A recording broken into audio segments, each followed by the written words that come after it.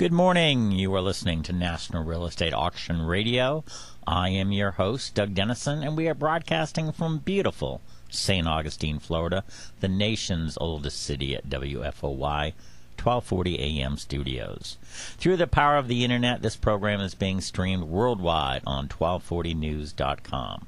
The show will also be archived on RowellAuctions.com as they are the host of this program. Additionally, the show will be posted on YouTube.com. We're going to be talking about real estate auctions, past auctions, upcoming auctions, different real estate markets across the country.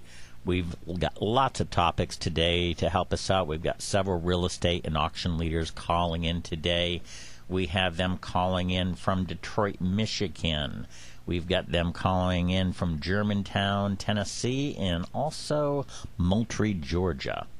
Again, this is the National Real Estate Auction Radio Show. Our radio show mission statement: provide an educational experience for listeners in a promotional format for auctions across the country. My job is to get VIP guests throughout the country to give us their predictions about what's going to happen, recent things that have occurred that affect the real estate markets and also the auction markets. I have been up to Washington, D.C. Just recently. I want to talk a little bit about that. They've got, I think, a movement not only on the House side but on the President's side, hopefully gaining some momentum on the Senate side to try to sell some of these government surplus properties that are really hurting us as taxpayers, because holding costs are very expensive, and we don't realize that maybe as the general public, and sometimes even if you're a real estate broker, you may not know the cost unless you're really into the REO side, the distress side, to find out what banks and government agencies really have to pay for properties that are not being used. The vandalism, the insurance, security, mowing, pool work, whatever. And we've been working on, or I've been working on, trying to see what's up with these 14,000 real estate properties that President Obama actually brought up a little more than a year ago in the State of the Union address, saying that we need to sell these properties because we can help balance the budget with it, or at least try to start moving in that direction. And also, we need to take it off the taxpayer's side. We've got a call. Good morning. You're on the air. Hi, Doug. Bob Pliska. Bob, how are you doing, sir? Good. How about you? Well, wonderful. It's just a great day in Florida today. You are from the Detroit, Michigan area. Tell us a little bit about yourself and what you do. Yes. I am a commercial real estate advisor. I do investment and commercial real estate. We buy, sell, lease, finance, accelerated marketing, and auctioning various commercial properties.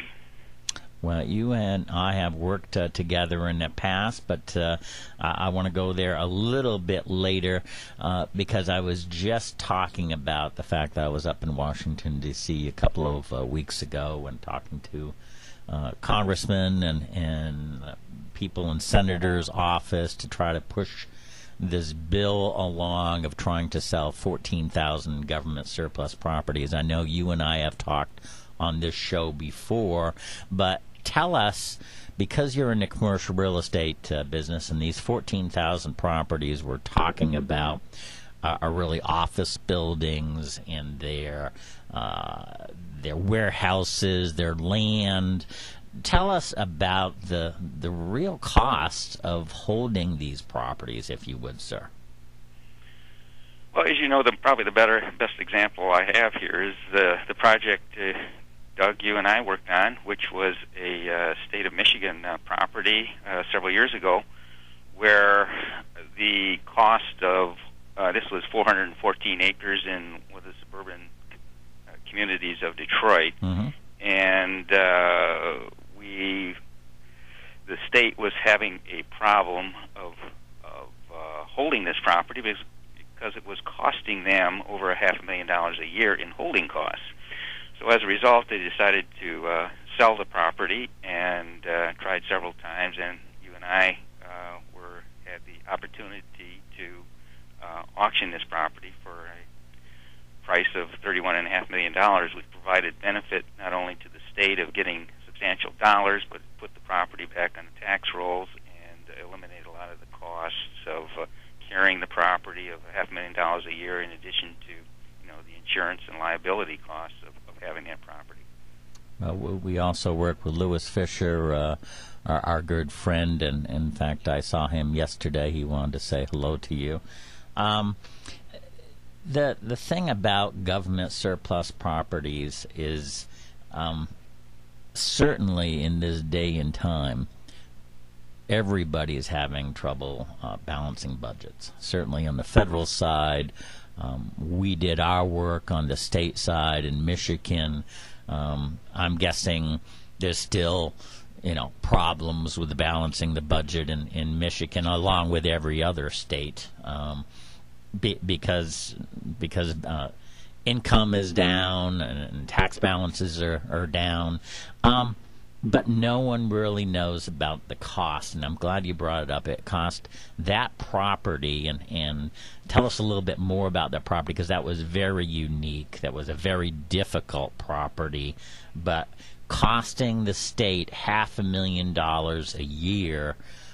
No one really knows that. And I didn't even know it did that until you told me a couple years after the auction. But tell us more about the property. Well, the property had a tremendous amount of challenges. This was a former psychiatric hospital that the state decided to close down 3 or 4 years prior to that, because they had a different way of dealing with that type of situation, patients, medical situation, by doing houses instead of an actual hospital. So as a result, you had this huge property of 414 acres in a very quality area, town, an upscale community, and included in that were probably about 20 buildings in addition to the actual hospital site itself on this particular property. It had a lot of challenges to it in the sense of environmental challenges. It had tunnels going between various buildings. It had like a police shooting range adjacent to the property, so in addition to oil wells on the property. I mean, it was really a challenge that had a little bit of everything. Kind of an education in itself. It was a working oil rig, which is just amazing. And when we put the due diligence package together, and you were awesome in your work and your expertise, but my God, it probably was 8 inches high, and it was difficult back then to Federal Express that out. It was costly. It was costly to print, and now through the wonderful plan of the internet and emailing, we can do that almost with a touch of a button. So it's much easier today. Yeah, definitely much easier. Like you say, you can do PDF files in addition to CDs on the property that can be prepared to take this huge pile of information that, like you say, is could be several feet high, and then condense it into a small little CD or several PDF files that you can transfer across the internet. Tell us about the Detroit real estate market, if you will, Bob. Well, the Detroit market has substantially improved from where it was back in 2009, when you had the auto companies like General Motors and Chrysler filing bankruptcy. It's been almost a complete turnaround in the sense of what has happened, where all the auto companies are making substantial profits now, GM, Ford, and Chrysler, and putting a lot of people back to work, and continue adding to the jobs here in the Detroit metro area. So as a result, it's been kind of like going from night to day again, and we are definitely in a positive, going in a positive direction. I know the state was noted by Bloomberg as being like the second most highest state in the country in the sense of reversing the recession and going to an economic plus. Well, congratulations. That's wonderful, because it was a couple of years there you guys were having difficulty, and again, as a real estate broker, you've got to figure out how to make money in the ups and downs of the economy, and again, everything is a cycle. I know you're in commercial real estate. Is there any one area in the Detroit part which is better than another part? In other words, is industrial, is that really doing well, or is office buildings doing well? Give us your feel on that. Well, if you take the various product types, apartments is doing substantially well. Again, that's going kind of reflecting what the country is doing, where I know a lot of the apartments that are being sold are there's kind of a lineup right now in trying to get that type of particular product type. Regarding the industrial market, because Detroit is substantially a industrial type community, that has pretty much tightened up, especially certain areas of town like the Auburn Hills area, where which is the northern part of Detroit, where that has really condensed, where the vacancy has substantially decreased and the occupancy has substantially increased. Regarding retail, that's kind of chugging along. It's doing much better because obviously a lot of people are back to work, and the office area is starting to, it's kind of like this more of a slower thing, but it's continuing to do better than it was several years ago, where we were downsizing. Now people are starting to upsize again. It's probably the better time to acquire properties, and you're kind of going from a defensive stature to an offensive stature. Well, excellent. I'd like to hear a little bit about Sperry Van Ness. It's a growing firm, and you've been with it for a couple of years. You're one of the stars, and I don't want to say rising star, because you've been a star there for many years. Give us a little bit about Sperry Van Ness, if you would. Sperry Van Ness is a national real estate firm. We've approximately got 100,000, I should say, advisors across the country, with about 160 locations where we buy, sell, lease, finance commercial properties. We have set up recently a kind of a management division that can handle managing properties also, which kind of reflects the last 3 or 4 years where management has kind of taken a prime role. But I guess our forte is buying and selling commercial and investment properties. Nice. Before I forget, how can people reach you? Because this is important to our listeners to find out what's happening in the Detroit area, and I know you can help them if they get in touch with you. Okay, my office is Sperry Van Ness in Birmingham, Michigan. Its name is Robert Pliska, Pliska. My phone number is 248-433-1400. The email is robert.pliska@svn.com. And if you go to my Twitter handles, they're rpliska, R-P-L-I-S-K-A. Excellent. I need to take a quick break. Can you hold on, and we'll be right back, if that's all right with you? Sure. All right. MarkNet Alliance is a national, membership-based network of 41 auction companies. Our companies are successful auction professionals with proven track records and thriving businesses. The MarkNet companies have a staff of over 540 employees who are working hard every day to meet the goals of their clients during our ever-changing economy. MarkNet companies are able to achieve these goals through cutting-edge technologies and ever-growing investor pools. To view the hundreds of auctions currently being conducted, or for more information, visit marknetalliance.com. All right, you are back listening to the National Real Estate Auction Radio Show. I'm your host, Doug Dennison. We are listening to Bob Pliska, who is from Sperry Van Ness in the Detroit, Michigan area. Bob, are you still with us? Still here. All right, all right. Tell us, I know, again, you're commercial, but residential has been tough throughout the country. What's happening in that area, if you could just give a quick brush?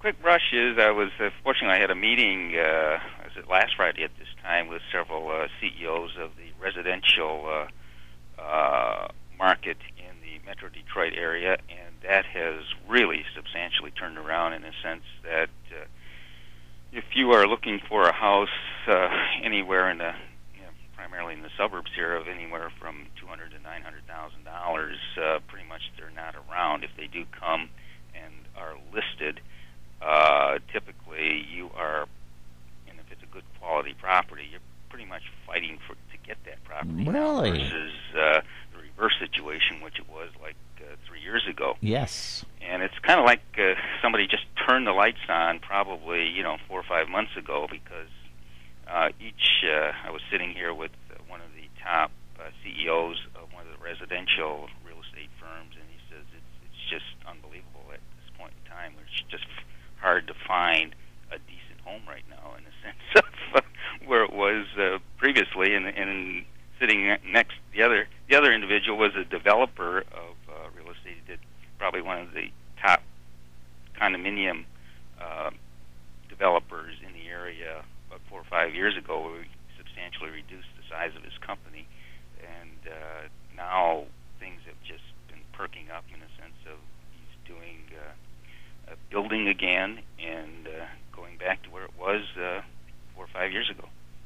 Well, that's wonderful. Is there any building going on right now? What's going on is pretty much build-to-suit type stuff. Okay. When you're talking the commercial area. Mm-hmm. Explain that to our listeners, if you will. Build-to-suit means that you have a tenant or a occupant or a user in hand, and then you go out and find a new building for them, and then with that you're able to go to a lender who can finance that building, because they know that they have a quality tenant in place that will occupy that building, or a quality user, versus just building what they call spec, with just building the building with no tenant in place beforehand. That's kind of still not there yet, but if you do have a build-to-suit... Speak up, Bob. I'm losing you a little bit. So if you do have a build-to-suit, perfect. That's Thank you. Probably the what's happening more than anything else at this point in time. Although there is some existing vacancy in some of the inventory still being burned off, so we're trying to get through that before a lot of building goes on. How has financing been? Because it was tough for a while. Then I heard it was getting better. What's the uptake right now? Financing is getting better. It's getting much better. The problem is they underwrite more. I was recently at I'm part of the Councils of Real Estate, which is part of the National Association of Realtors in Chicago. Several weeks ago, we had our mid-year meetings, and we had a financing section with several banks and institutions. And basically, they are there. Many of them are willing to look at properties and to finance them again. It's just that I think the underwriting is still stringent, and the biggest plus at this point in time is the interest rates. I mean, you've got the lowest interest rates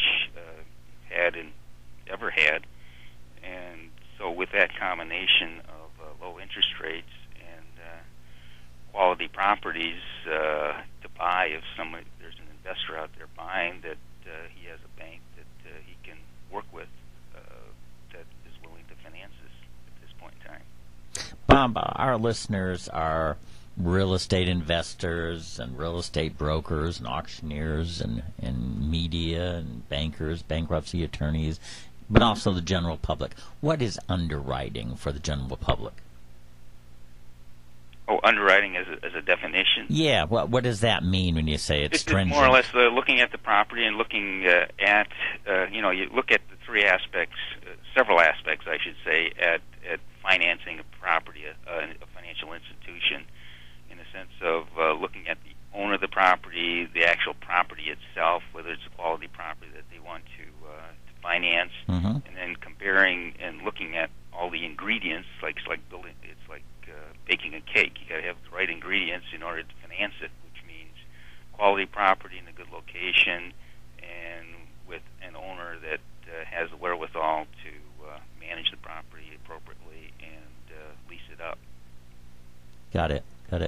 Well, Bob, I really appreciate you taking the time on this Memorial Day weekend, and again, you've been on the show several times. I always like to hear about the Detroit commercial market, but also you and I have had a history, and every time you talk about the holding cost that a bank has for a property or a government agency has, it really brings home what we need to do as far as these 14,000 properties in the government. So I appreciate that. Give us your contact information one more time, Bob.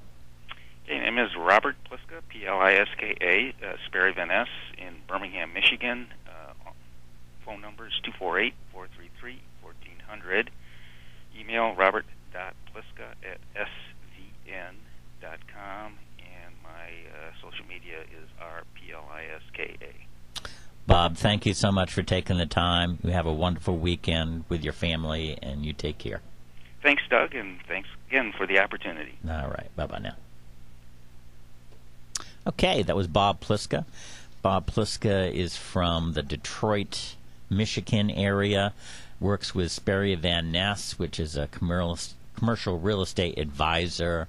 It's a national, international firm, and he's done a great bit of work in that area. And as he said, he and I, and in a past business, I was the auction project manager of a state psychiatric hospital that the state of Michigan had to sell. And it was about 400 acres and very difficult to sell. Lots of problems, as Bob mentions, tunnels, underground tunnels, and a working oil rig, and asbestos, and everything wrong with that property that was possible. And it was costing the state $500,000 a year for upkeep, for security, for mowing the lawn, and to make sure that vandalism didn't occur. And that was going on for 6 years. So that's $3 million. $3 million that the state saved just by selling the property. The bonus is they got $31 million for their property. So this is what I'm talking about as far as the government and government surplus properties. Unfortunately, when a government agency holds on to a property and keeps on paying, that hurts us in our pocketbooks as the taxpayers. We are going to take a quick break. I want to thank you for being on this Friday, and we'll be right back. All right, we are back. You're listening to National Real Estate Auction Radio. We broadcast live every Friday from beautiful St. Augustine, Florida. Our mission statement is to provide an educational experience for listeners and a promotional format for auctions across the country. We just had Bob Pliska on the phone.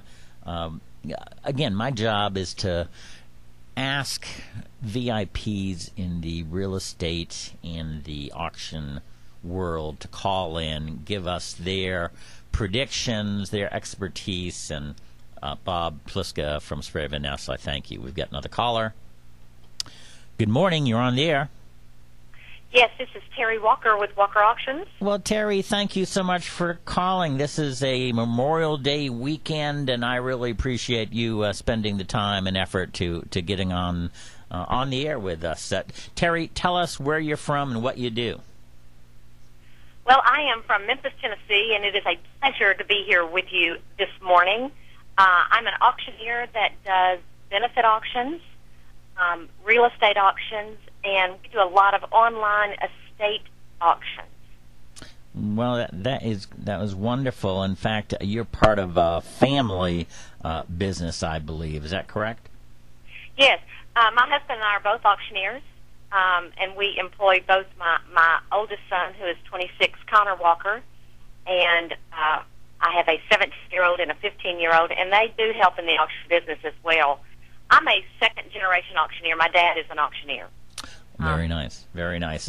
And that seems to be really what auction firms are mostly like across the country. And I know you're involved in the National Auctioneers Association. Tell us a little bit about that association, and also the fact that you are actually going to try to be on the board and be elected. Is that true? That is true. I've been a part of the National Auctioneers Association for over 25 years, and realizing the importance of that association is tremendous. Lance and I, several years ago, about 25 or 30 years ago, when we were first attending the association, associational meetings, actually could not afford to go to the meetings, but chose to take that credit card and use it, and that basically changed our lives because of interacting with other auctioneers at that time at the convention. Mm-hmm.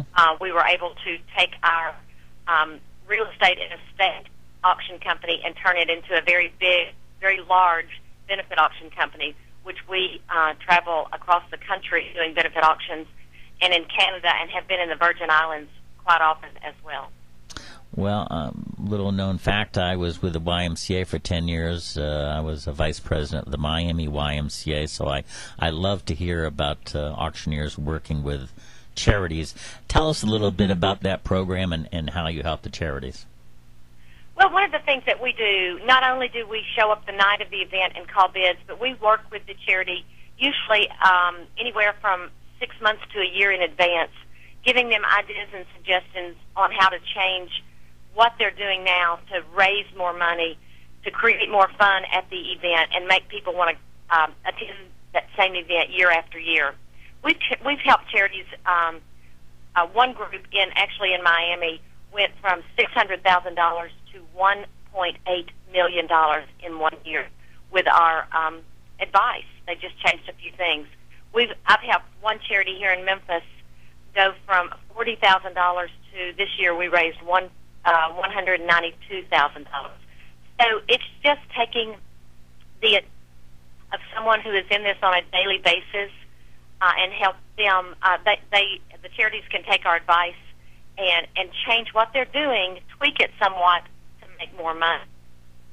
Well, as a past board member of a charity and also working with the Y, I know there are some people who love to help the institution and the organization, but they have difficulty asking their friends for money. But they have no problem at all in trying to get services for a charity auction or a gift for an auction or something like that. And so it's really unique, because somebody that wouldn't ask for $100 donation from a friend would have no problem going and saying, hey, how about $1,000 weekend getaway at your hotel that we're going to be auctioning off for the charity. Is that correct? That is so true. And, one of the things that I look at when I'm working with a group, and I realize that they are volunteers, and so this is extra time that they are spending. I have to respect that as far as their time is concerned. But one of the things, whenever I'm at an event, I realize that the whole event is psychological. I have to create an atmosphere of giving, not of taking. And as the auctioneer, creating that atmosphere of giving, I'm providing such a blessing for each person. Someone who wants to give, yep. Someone who doesn't know how to give, someone who wants to feel good about giving. I can create that atmosphere so that it is a win-win situation for all those involved. Well, I admire your work, Terry, and of your husband. Lance, who I've met before, and he does a wonderful job. Your whole family does. Tell us about what you want to do. You're up for election on the board of directors. Tell us what you wanted to do and add as a resource for the National Auctioneers Association. One of the things that I see in the whole auctioneer industry is change, and that's really scary because there's a lot of online auctions that are taking effect now, and I think there's a fear by auctioneers bid caller will be taken out of the picture, and that to me is a huge topic of discussion. It's such a fear for the auctioneer that I think that what they're looking at is them becoming the tobacco auctioneer. There's no longer that tobacco auctioneer. I think the regular auctioneer has that fear. What I see in our industry is another door that's being opened. That online capability is just another avenue that we can use the auction method of selling to promote, to sell things that can bring more money for our sellers. I want to see the National Association be able to accommodate the bid caller, the lone individual bid caller who just goes out and gets hired to call bids. I want to see the National Auctioneers Association be able to accommodate the small family company who does estate auctions in small towns and communities, but that's what feeds their children. I also want to see the larger companies be part of our association, not to take over the association because they're the big company, but to show what can be done. Most auction companies that are involved in our association start small and they have grown. How have they grown? A lot of times they've grown through the help of our national association. They look at individuals who are part of that association and realize they're taking their history, their experience, and they're growing on that. And the National Association, their purpose is to help the auctioneer. The online auction, there are companies that's all they do are online auctions. And I feel like if we have them as part of our association, that then we could take the knowledge from the bid caller, from the family auctioneer, from the small auction company, as well as the large auction company, in combination with that online-only auction company, and learn from each other to create the auction method of selling always in front of our public. To me, that's what we need to have done. The private treaty real estate people, they're needed. However, the auction method is a truth, and it's public. It's right there in the open. It's competitive bidding. So what sells at auction, you're going to get the best price on that day at the time. Well, I've always liked that transparency, that openness. In fact, I think I sent you some information about. In fact, I've been up to Washington, D.C., trying to push government agencies to do more real estate auctions and to use the private sector auctioneer. Because that's where it's at. I don't want to see these properties be bulked up and have this Wall Street firm take 1,000 properties and sell them, and another bank take another 1,000 properties and sell them. What I'm interested in is to have the local auctioneer being involved in a way to assist, and have the investor that has the property sitting next to him, the abandoned warehouse from the government that's been there for 3 years doing nothing. He needs the chance to be able to buy that. Do you agree? I do agree. And I think one of the problems that Washington, the individuals who make those decisions in Washington, D.C., I think one of their problems is people like me do not go up there enough and state my opinion. I think that you hit the nail on the head whenever you said I and trying to get them to change that thought. And I just have been reading. I'm an avid reader, and been reading a book about President Garfield and his when he was shot, and how the information that was given to the doctors whenever he was dying was false information, and it was because they were closed. They wouldn't accept any information from outside people, and I think that's one of the things Washington has a problem is, they've got people there giving them information, and let's make a decision and let's do it now, without taking other information in, without grasping other things that they could help them make a strong decision. And an auction is such an open and honest way to sell an item, and wasting my money, yep, keeping that real estate in their hands is very painful. And you're right, it needs to be taken care of, and it needs to be taken care of now. Well, I always go back to the story of the post office up in Washington, D.C., and if you've ever been to Washington, there's buildings that are a block long, a block wide. I mean, they're just crazy buildings, and there's a post office up there that has been costing the American taxpayer $6 million a year, and it has been abandoned for the last 10 years. That's $60 million that you and I, and you hit it right on the head, it's you and me. It's our tax paying. We write the checks to fund the government and our nation, and to see $60 million go up in smoke is just ridiculous. And that's one property. It's a big one, of course, but there's another 14,000 properties out there that are doing exactly the same thing. The thing with auctioneers, one of the things that we know that we have to do in order to sell is to advertise. Mm-hmm. We have to get the word out. Yep. And it's very sad to realize that there's a lot of people that do not know about those properties that are just sitting there, yep, that have been sitting there for years. So obviously, government's got plenty of things that they have to do. Why not give items like that to auctioneers who know how to handle that procedure and can get that off their hands quickly? Well, you are preaching to the choir, Terry. It's good information. You are part of MarkNet Alliance. Tell us a little bit about MarkNet Alliance.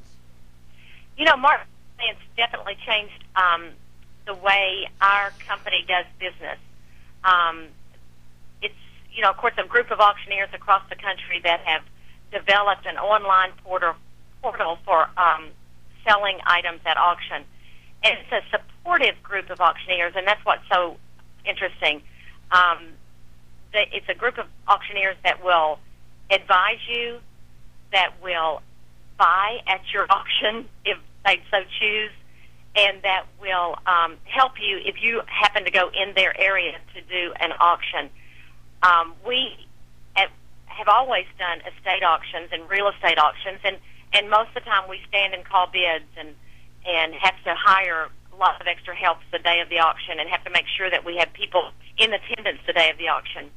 Since we've been doing our online auctions, and we've been doing those for almost 5 years now, mm-hmm, in selling the estate auctions online, it is such a method that our clients absolutely love. Our buyers love it, and our sellers love it. I had a pickup last night where I had an estate in a town that's about an hour's drive from Memphis. Right. And a couple of the individuals came to pick up the items, and one woman said, "I have no idea why I bought this, but this is giving me such entertainment. This is so much fun for me to go on your site and buy and bid on items. Thank you for having it this way." My competition here in Memphis are tag sale individuals, people who place tags, a dollar amount on an item, and other people come through and purchase that item if they choose, if they like the amount that the person in charge has placed on that item. With our system, the buyer, the bidder's in control, so they can decide how much they want to spend and how much they don't want to spend. We even have a time where they can inspect the item, so they actually can come and look at the item before the auction closes. MarkNet has been tremendous in helping us with that. And with our benefits side, I've worked with MarkNet in setting up a program called the Easy Bid System, and that's where you can have a silent auction at the event using your smartphone to actually bid on items. So you no longer have to get up from your seat, go to that silent table, and write down your bid on that item. So MarkNet is probably one of the forefront companies to even do this for the benefit arena, as well as providing a platform for benefit auctions to use the online procedure. I have an auction online now with a group called MALS, and it's a group of attorneys and those who work with attorneys. They're trying to raise funds to help individuals who can't afford to pay for an attorney and may not fit in the profile where the government gives them an attorney. So this is another opportunity for them to raise money. We've got an online auction going on. People in the community can bid on that, and it's a win-win situation for all those involved. Well, speaking of platforms, I like your platform running for the National Auctioneers Association. You have my vote. Tell us how people can get a hold of you, Terry. You know what? They can reach me. My email is Terry, Terri, at WalkerAuctions.com, or they can just call me at 901-413-9738. And give us your website in case people might be interested in that charity auction part, and also your real estate that you do in the Memphis, Tennessee area. We actually have two websites. The best way to reach me is www.WalkerAuctions.com, and that'll also direct you to the WalkerBenefitAuctions.com site as well. Perfect. Hey, Terry, good luck in your bid to be elected to the board of directors. I know it's a volunteer job. I know it's because you want to help the auction profession. From what I've heard, you've got a great handle on it. So, again, good luck. Thank you for being on the show this weekend, and have a wonderful Memorial Day weekend. Thank you so very much. Good talking with you. You bet. Take care, Terry. Bye-bye. Bye-bye. All right. Just listen to Terry Walker. Terry is with Walker Auctions up in Memphis, Tennessee.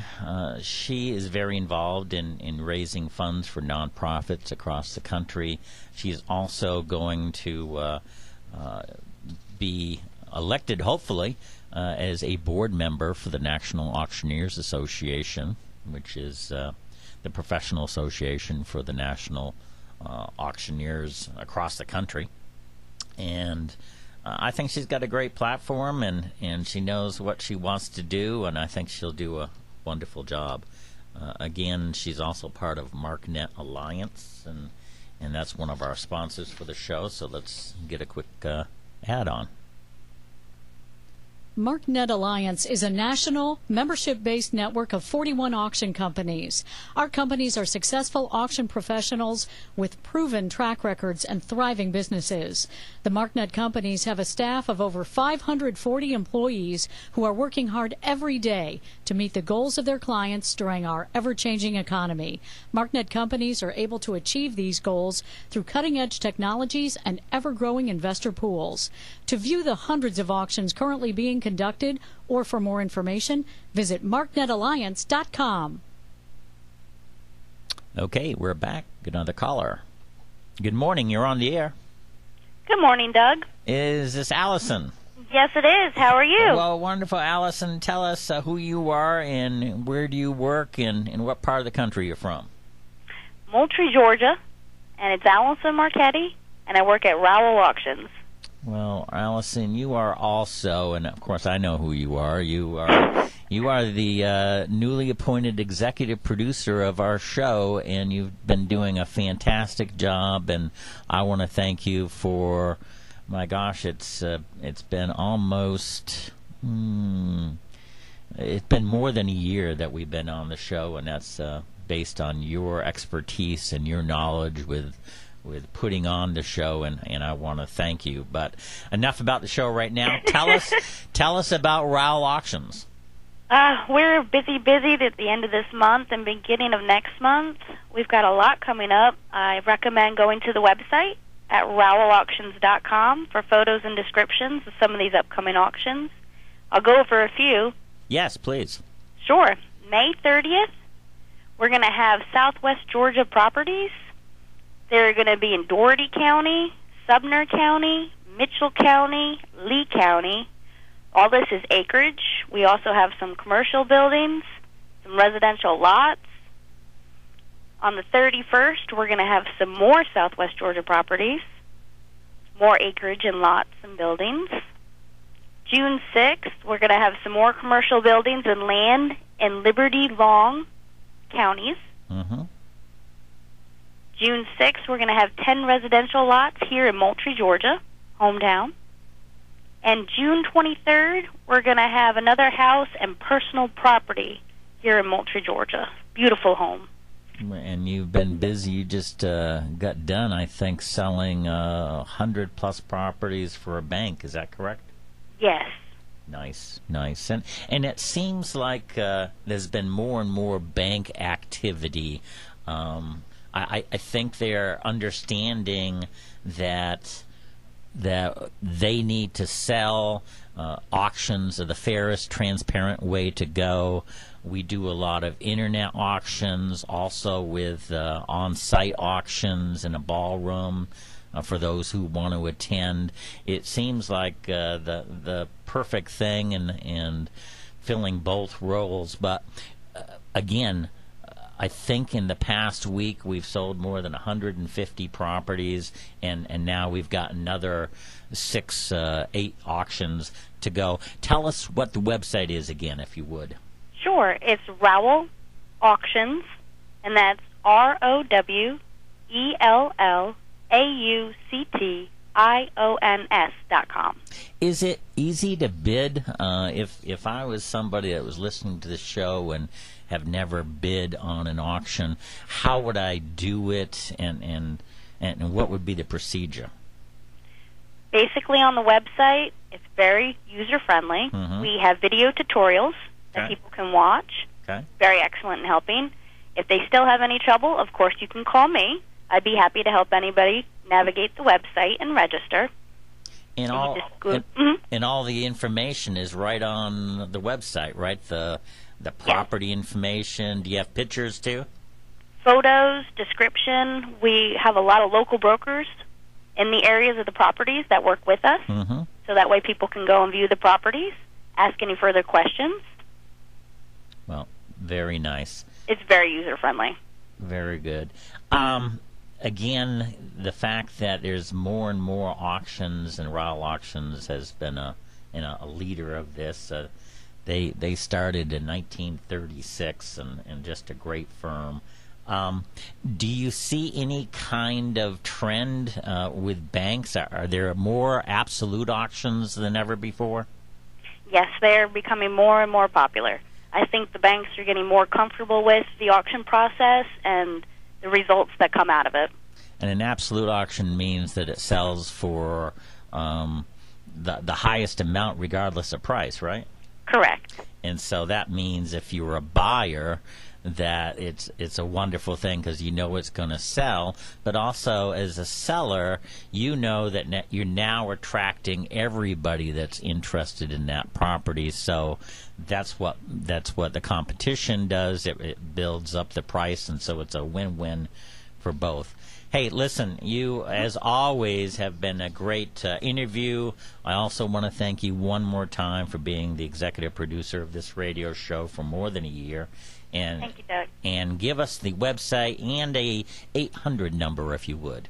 Sure. RowellAuctions.com, 800-323-8388. Allison, you have a wonderful Memorial Day weekend, and I appreciate all your hard work. And you say hi to the gang for me. I will. All right. Take care, Doug. Take care. Bye. All right. That was Allison Marchetti. She is with Rowell Auctions. They are a firm that started in 1936. They do online auctions, on-site auctions, and ballroom auctions. They have offices in Florida, New Jersey, California, Georgia, and have alliances with auctioneers and real estate brokers across the country. They do government auctions, bankruptcy auctions, and much more. And as Allison said, there's a big auction schedule coming up. She recommended going on our website, www.rowauctions.com, or you can call them at 800-323-8388. That's 800-323-8388. Thank you so much for listening. And again, have a wonderful Memorial Day weekend with your families. Enjoy it. This has been a pleasure for me on this Friday in beautiful St. Augustine, Florida. You take care now.